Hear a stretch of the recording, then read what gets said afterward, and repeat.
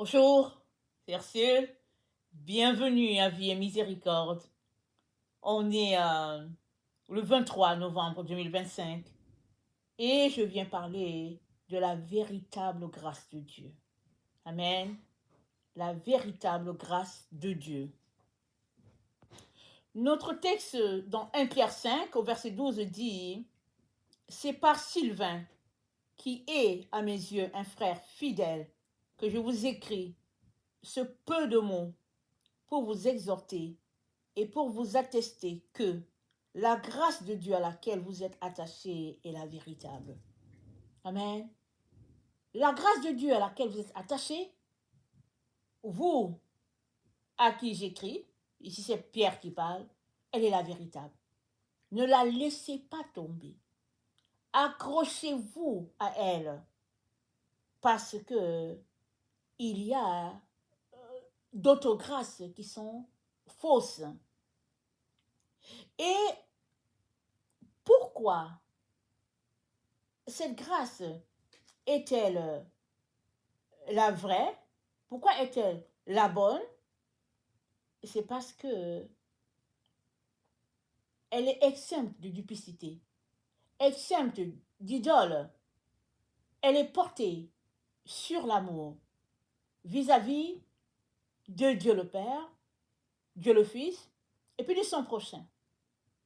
Et elle porte en elle le cachet du Christ parce que nous avons été sauvés par grâce et c'est le sang de Jésus-Christ qui nous a sauvés et puis qui nous purifie. Alors, si tu dis que tu es sauvé par grâce, ça veut dire que tu es en train de marcher sur les traces de ton Seigneur Jésus. Tu es en train de faire comme les apôtres ont fait. C'est-à-dire marcher dans ce qui a été établi. Et qu'est-ce qui a été établi? Il a été établi le salut, la gratuité du salut par notre Seigneur Jésus. Et en retour, nous sommes appelés à renoncer à nous-mêmes afin de laisser notre Seigneur vivre cette vie en nous. Et de ne pas ajouter à ce qui est établi autre chose, comme la vie de la chair, la vie de la facilité. Nous sommes exhortés à laisser ça de côté, de ne pas fuir Jésus-Christ à cause des souffrances qui pourraient être rattachées au nom de Jésus. Mais que les souffrances qui pourraient survenir sur notre chemin soient plutôt des moyens pour booster notre foi. Et dans 1 Jean 5,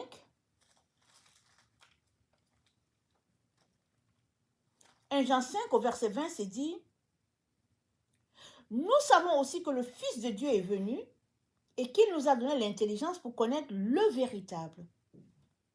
Et nous sommes dans le véritable, en son Fils Jésus-Christ. C'est lui qui est le Dieu véritable et la vie éternelle. » Donc Jean, il parle comme Pierre. Il dit, Dieu nous a donné l'intelligence pour connaître le véritable. Et c'est Jésus qui est le véritable. Maintenant, en tant que ses enfants, est-ce que toi tu reconnais le vrai du faux? Es-tu dans le véritable, mon frère, ma soeur? Es-tu dans le véritable? Parce que il y a beaucoup de fausseté sur notre terre. Beaucoup de fausseté autour de nous. Et le Seigneur nous a mis en garde contre toutes ces faussetés-là, parce que dans 2 Timothée 4 au verset 3, c'est dit, car il viendra un temps où les hommes ne supporteront pas la saine doctrine, mais ayant la démangeaison d'entendre les choses agréables, ils se donneront une foule de docteurs selon leurs propres désirs, détourneront l'oreille de la vérité et se tourneront vers des fables. C'est ça qui se passe. Dans notre temps, les gens aiment les histoires racontées. Ils aiment les histoires prises par-ci, par-là, ils font des blagues avec la parole de Dieu, et puis ils rient, et puis c'est leur passe-temps favori. Voilà le temps dans lequel nous sommes. Mais si tu vois quelqu'un en train de faire ça, c'est de t'éloigner d'une telle personne parce qu'il n'est pas dans le véritable. Le véritable, c'est de demeurer loin des plaisanteries sur notre Dieu, et c'est de marcher non pas dans des doctrines qui favorisent les effets de la chair, mais c'est de marcher dans la soumission totale à notre Dieu. On est dans les temps où il y a toutes sortes de religions qui prônent la richesse et puis qui prônent la vie facile et qui prônent l'abondance dans les choses charnelles. Ça, c'est pas le véritable. Le véritable, c'est dit dans 1 Pierre 5 au verset 13, c'est dit, réjouissez-vous au contraire de la part que vous avez aux souffrances de Christ, afin que vous soyez aussi dans la joie et dans l'allégresse lorsque sa gloire apparaîtra. Si vous êtes outragés pour le nom de Christ, vous êtes heureux, parce que l'Esprit de gloire, l'Esprit de Dieu repose sur vous. C'est-à-dire, le véritable, avec le véritable, pardon, se trouvent les souffrances, les difficultés, les épreuves. Et pourquoi ces souffrances sont là? C'est pour pousser l'enfant de Dieu à abandonner et à se tourner vers le faux. Mais Dieu nous dit, la grâce de Dieu dans laquelle se trouvait le frère Sylvain et certains autres à qui Pierre écrivait, ça c'était la véritable. Il fallait demeurer là-dessus. Et c'est la même chose que Dieu nous dit aujourd'hui. À quel évangile as-tu cru? Si tu as cru au véritable évangile prêché, n'est-ce pas, par les apôtres, annoncé par notre Seigneur, peu importe les difficultés qui se trouveraient sur ton chemin, reste sur le véritable. Ne t'en éloigne pas. Et ne cherche pas non plus à diluer la parole de Dieu pour satisfaire l'audience. Demeure dans le véritable. Même si tu perds tes amis, même si tu perds ta famille, tu perds tout le monde, demeure dans le véritable. Parce que c'est la semence incorruptible qui va produire des fruits incorruptibles. Mais si tu marches dans la corruption de la parole, alors tout ce qui sortira sera corruption et la corruption ne donne rien. La corruption mène à la mort.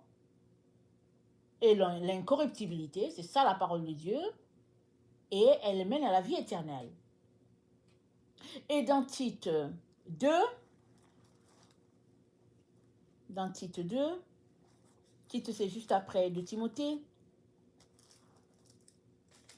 au verset 11, c'est dit, car la grâce de Dieu, source de salut, pour tous les hommes a été manifestée.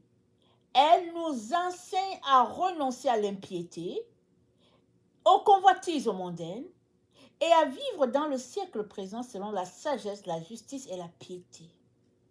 En attendant la bienheureuse espérance et la manifestation de la gloire du grand Dieu et de notre Sauveur Jésus-Christ, qui s'est donné lui-même pour nous, afin de nous racheter de toute iniquité,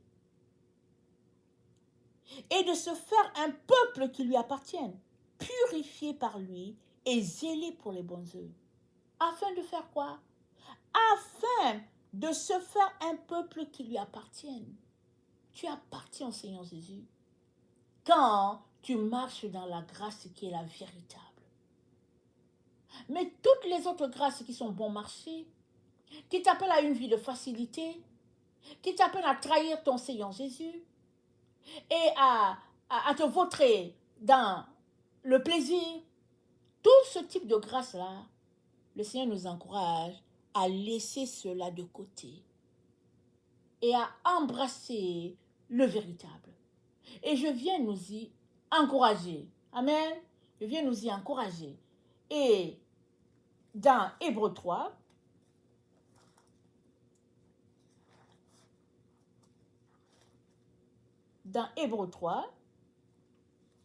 au verset 13 et 14, nous lisons: mais exhortez-vous les uns les autres chaque jour aussi longtemps qu'on peut dire aujourd'hui, afin que vous ne vous endurcissiez pas par la séduction du péché.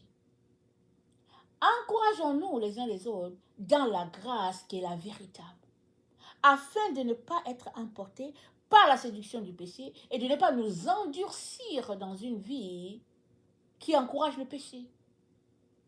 C'est à ça que nous sommes appelés, à nous encourager. Amen. Si tu es quelqu'un qui ne connaît pas le Seigneur Jésus, je viens t'inviter, n'est-ce pas, à répéter après moi ces paroles afin de donner ta vie à Jésus, afin que toi aussi tu puisses bénéficier de la grâce qui est la véritable. Amen.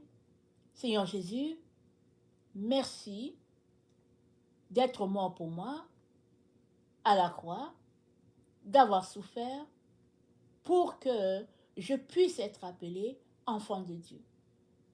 Pardonne-moi mes erreurs, mon entêtement à marcher selon mes désirs. Aujourd'hui, je viens à toi. Aide-moi, Seigneur, à laisser ce qui ne te plaît pas et à marcher à ta suite. Merci pour le Saint-Esprit qui est là pour me conduire dans toute la vérité. Amen. Amen. Alors, si tu as fait cette prière, sache que le Seigneur a bien reçu ta prière et il va t'aider à grandir. Et alors que tu as choisi de marcher dans la grâce qui est véritable, ne tombe pas dans les tentations qui te diraient: oh, c'est pas grave, on est sous la grâce, et puis sous la grâce, tout est effacé. Oui, tout est effacé, mais ce n'est pas une occasion pour marcher dans le péché ou bien dans ces choses que tu as laissées tomber. Que le Seigneur te fortifie. Prends le temps devant ton Dieu, lis la parole, prie, amen, et notre Dieu va marcher avec toi de jour en jour pour que tu grandisses. Amen et alléluia.